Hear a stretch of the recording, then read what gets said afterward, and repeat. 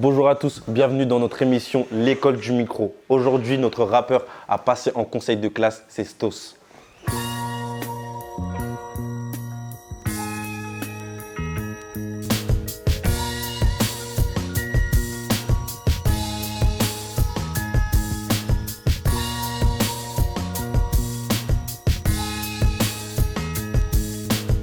Alors là, Stos, tu nous as emmené où? Là, on est chez mon frérot. Là, on est dans son salon. Ça s'appelle Kaoufé. Le nom, il est là, en grand. Donc voilà, ça, c'est le salon de mon frérot. C'est mon gars depuis. Et là, il vient de l'ouvrir en septembre. Donc voilà, pour moi, c'est normal de lui donner la force, de passer ici, surtout qu'on est dans la ville. On est juste en bas de chez moi. Donc voilà, on est là en détente. Les gens qui viennent se couper pour être frais, ils savent que l'adresse, c'est ici. Moi-même, je viens ici. Donc voilà, frérot, tu vois, on est là. C'est chill, tu vois. L'endroit, il est chill. Donc voilà, plutôt cool. Tu te fais obliger pour la photo de classe? Bah frérot, obligé, moi j'ai toujours été comme ça, de toute façon, t'as vu depuis tout petit les photos de classe, on essaye toujours de faire des coupes un peu comme ci, comme ça et tout, à l'ancienne, laisse tomber, j'étais un fou pour les photos de classe.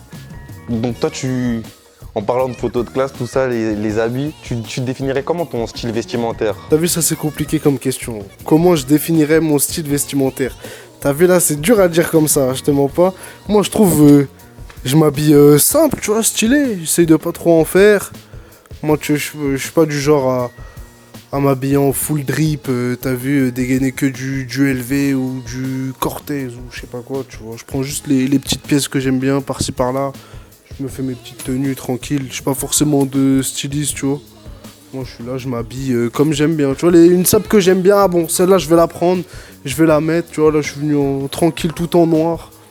Et voilà. Les professeurs dans le rap que tu trouves le plus stylé, on va dire? Le plus stylé, je sais pas, attends, là tu me parles de rap français ou de rap américain, tout ce que tu trouves, tout ce qui te tape à l'œil. Franchement, les Quavo, Offset, ils sont stylés. Future, il est stylé, Lil Baby, il est stylé. Gunna, il est stylé quand même si bon, il y a quelques tenues que je mettrais pas moi forcément, mais je trouve qu'il y a un délire. Après, en rap français, il y a qui s'habille bien, je trouve. Kamza, il a quand même une bonne dégaine, tu vois. Il porte quand même bien les sapes et tout. Là, récemment, il a fait son concert et tout. J'ai vu qu'il avait la nouvelle collection LV. Donc, c'est pas forcément comme ça que moi je m'habillerais, mais en tout cas, ça rendait bien à l'image. Il y a d'autres gens aussi, je sais pas. Je trouve Koba, tu vois, aussi, il a un petit style. Il est en mode street, mais tu vois, c'est vraiment la dégaine à Koba. Tu vois, moi j'aime bien.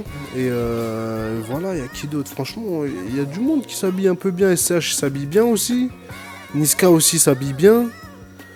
Bon, après, Guy 2, ça c'est logique, hein, j'ai envie de te dire. Il a influencé tout le monde là récemment. Tout le monde s'habille en Coco Jojo, tu vois.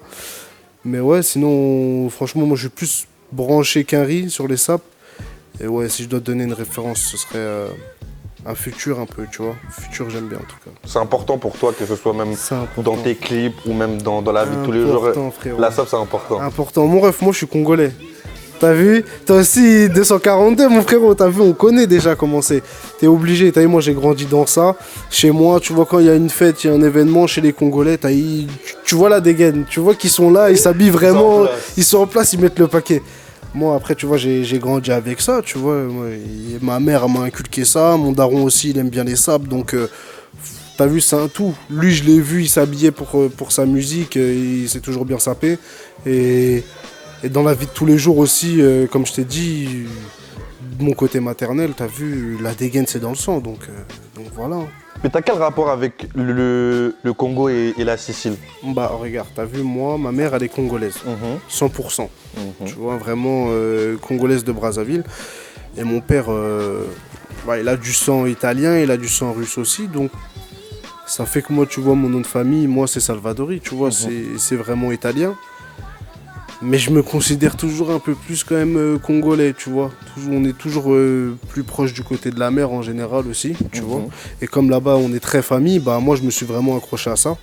Donc je suis vraiment en mode congolais. Il y a la Sicile aussi, tu vois. La Russie, bon, c'est aussi une de mes origines. Mais en vrai c'est tellement lointain que tu vois, on peut passer outre, on peut passer à côté.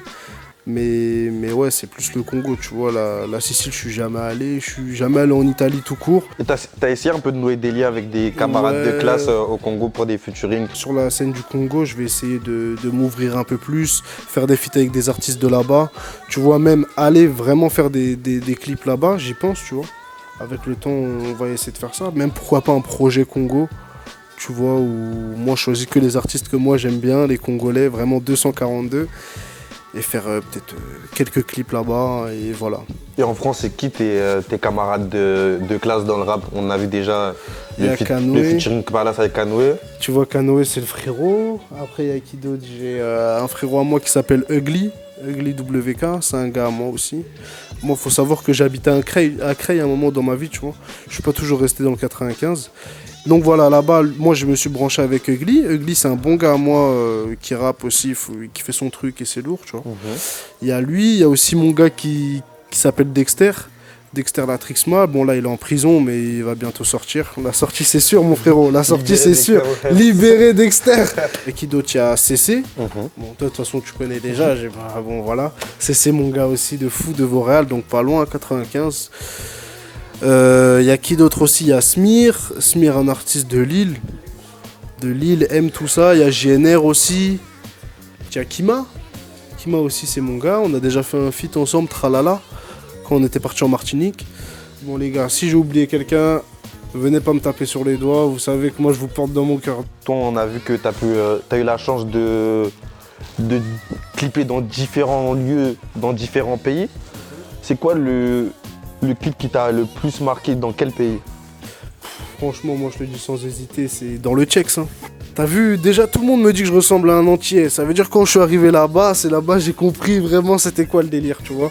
Tout le temps on te parle, ouais les Antilles c'est comme ci, c'est comme ça. Mais tant que t'es pas allé, tu comprends pas vraiment comment c'est. Et non, franchement, je suis allé là-bas, c'était une dinguerie. Je suis resté quoi, peut-être 5 jours. Et je crois que c'est le meilleur pays que j'ai fait. Bah là, je te propose qu'on passe à la partie jeux de société. Vas-y, let's go mon frérot, let's go.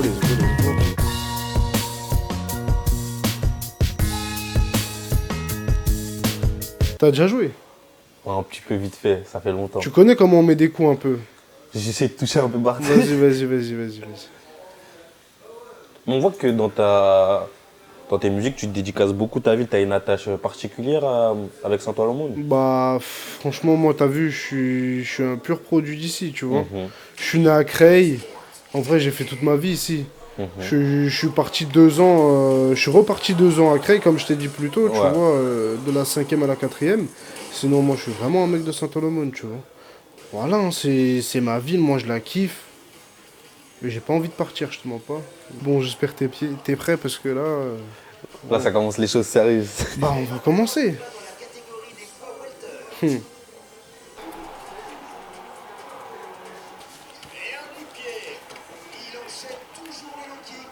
Oh, mon gars. Attention. KO. La tête de homme KO. Trop rapide.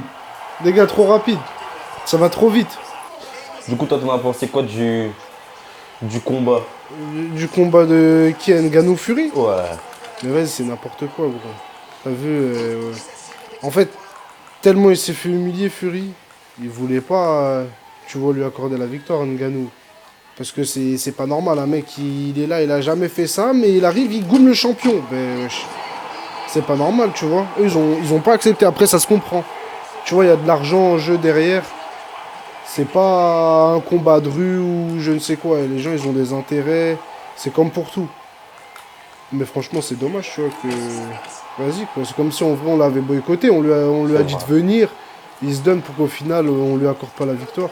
Tu vois, moi, j'étais pas trop corda, je te mens pas. En plus, il a bien goumé, tu vois. Bah. Fury, il est tombé. Wesh. Bon, en tout cas, c'est... Ngannou, il fait que nous impressionner depuis son parcours. Mais bien sûr. C'est le Predator. Après cette bonne partie de jeu de société, on se retrouve à la cantine. Gang.